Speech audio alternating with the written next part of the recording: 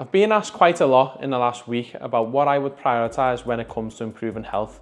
And I feel like this video is best placed because at the beginning of the year, motivation is very high, and motivation is merely a feeling. So if you don't have the right processes or systems in place, or a lot of the things that you did have the motivation to do in the early days of the year were inefficient, then a lot of these habits will fall off, and then the only thing that's going to really suffer is your long-term health. So I think a lot of these questions were directed in the sense that if they have minimal time, or they were to put a lot of effort or time into certain things, what should these people prioritize going forward to have the best outcomes when it comes to health? And we need to acknowledge that, yes, health is probably the most important thing when it comes to my priorities in life. But in order to live a certain life in terms of put food on the table, we have to work jobs that may require long hours, a lot of stressful situations. So we can't be naive in pretending that everyone has the same background or baseline level when it comes to implementing such healthy habits. So I am going to try and rank them all, and I feel like it's going to be quite hard because there are so many things that will improve your health. But I have mentioned it in previous videos that a lot of the things that will lead to the greatest benefit in your health are mainly fundamentals and basics.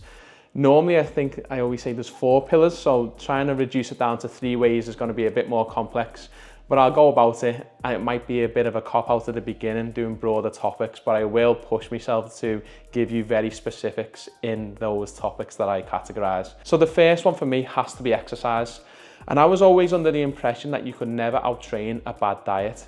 And whilst that is true in a large part of it, in the sense that if you abuse your body nutritionally, then I feel like it is hard to outtrain it.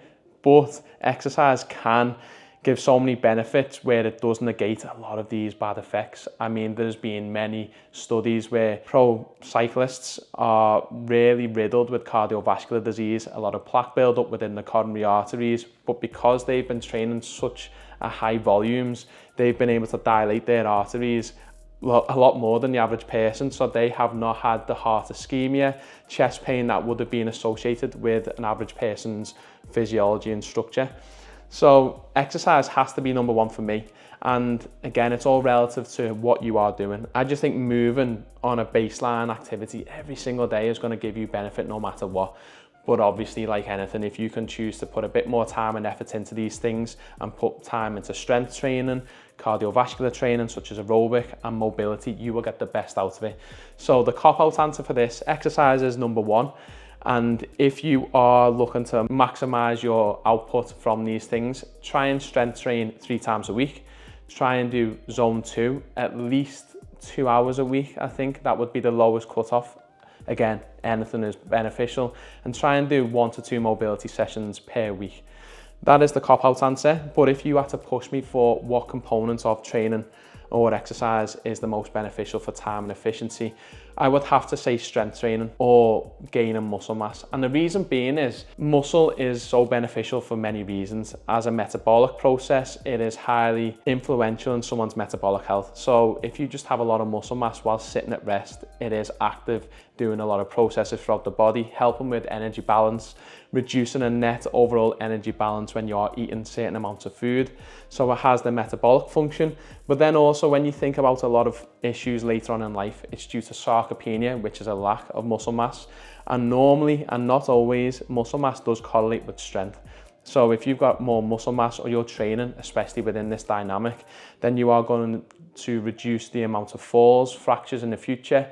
And anyone who has a hip fracture over the age of 65, from clinical experience and a lot of the evidence anyway, is that it is basically a life sentence. So if you had to push me, strength training, where the aim is to build strength and muscle mass at the same time, that has to be number 1. Ideally, you would like to have some functionality with it, where the aerobic training comes in and mobility. But at the end of the day, if you are elderly and you've got a bit of strength and muscle mass, you can get up out the chair, you can walk up and down the stairs. It doesn't really require that much aerobic capacity. So that has to be number 1. Go into the gym at least 3 times a week to do strength training. The best way to do that is mainly focus on the lower body. So if you had to do 3 times a week, I personally would do one lower body and maybe 2 full body sessions from that point, where a lot more volume is on the legs, because that is where the biggest muscles are located within the body. It is also where we have a lot of functionality from, like I said, going up the stairs, getting up out of chairs, all these things that you just take for granted going forward. And it's all good that I'm saying to strength train, build muscle mass, but how would you go about that if you are just in the gym? So I only spend about 40 to 45 minutes in the gym. And the reason being is I've obviously got a lot of things to do with work and other responsibilities that I've got. So I try and make my whole training process a lot more efficient so I can do it on a daily basis. And the best way to do that is you need to put the muscle under as much load as you can. So it's resistance training. So again, it's all relative to you.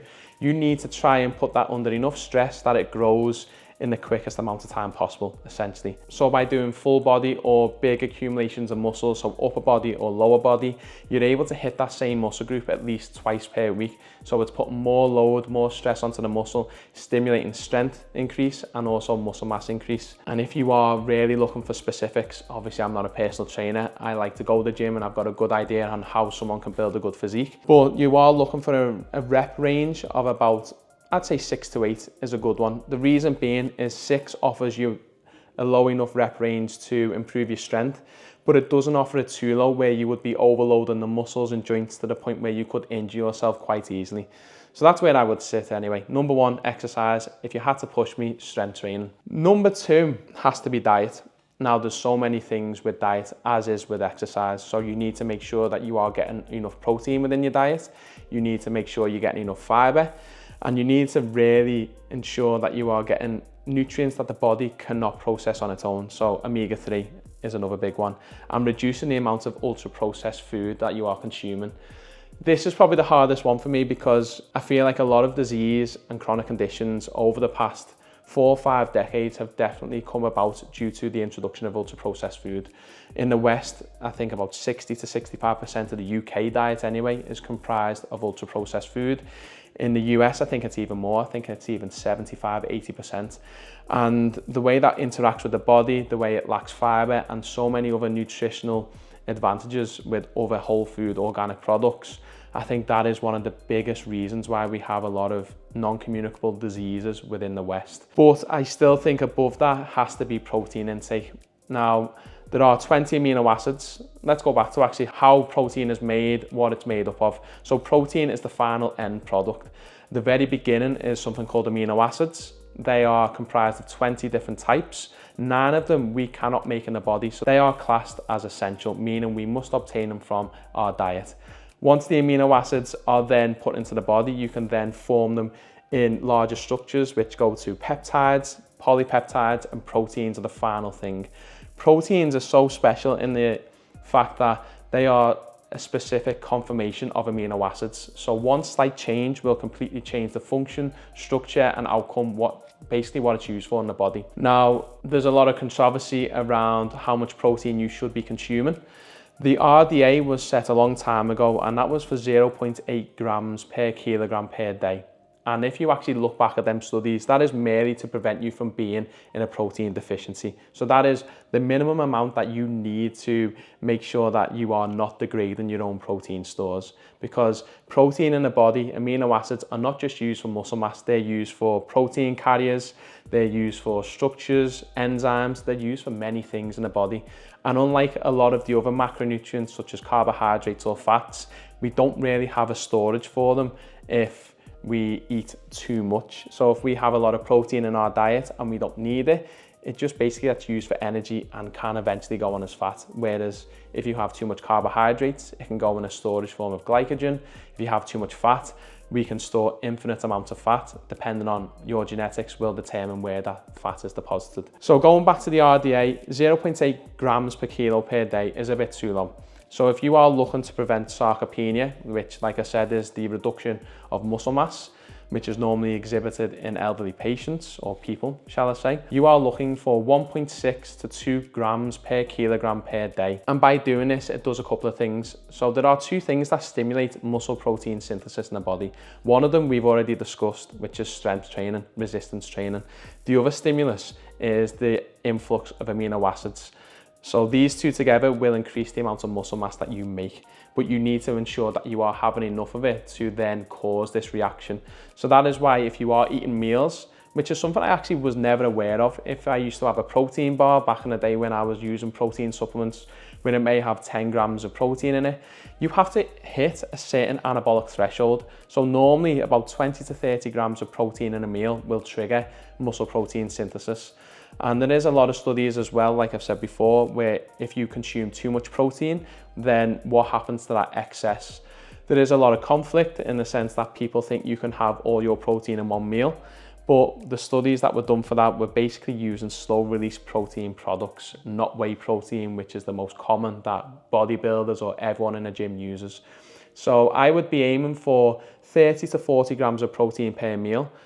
There are times when this goes over, because if you have certain chicken breasts or steaks, you will probably have more protein. And your body may use that depending on the composition of your diet. It may slow the absorption to allow it to be used for a bit longer. But the point is that you should be aiming for that 1.6 to 2 grams per kilogram per day. That is the sweet spot. It will prevent sarcopenia and it will improve muscle mass, which has all the benefits I've said before, functionality and metabolism. So where should you get your protein from? I don't think it should be from ultra processed sources unless you are an athlete or you are stuck for time. You need to be training on certain things. You've got enough things that you can go to in your diet to get your adequate amount of protein on a daily basis. So I don't think you need to do that. And I think the market is highly misleading. It's very capitalistic, where they feel as though if they put the word protein on anything, people will need to buy it. It's automatically healthy. It negates everything else that's in that product. Don't be led down this path. Only use it if it's only beneficial to you. Now, the last one that I would prioritize is sleep. And this is ironic because it's something that I never used to prioritize and still don't really prioritize to the level that I should be. Now, ideally 7 to 8 hours is a sweet spot where you can have too much sleep and you can have too little sleep. And the studies I've been looking into recently with regards to metabolic health and dysfunction is that when you deprive yourself to levels of 4 hours or less, insulin resistance starts to occur, transiently at least.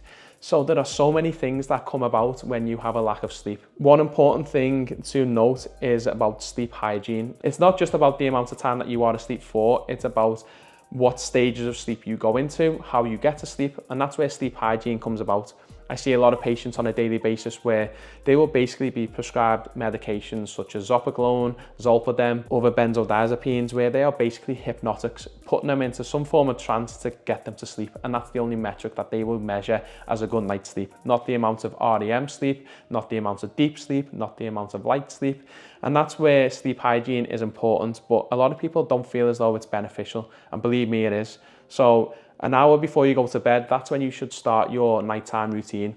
And it's something that I am working on as well. I'm not a hypocrite when I say these things. So you can open the window, lower the temperature of the room, allows you to get to sleep a lot better because the core temperatures rise and decrease during sleep.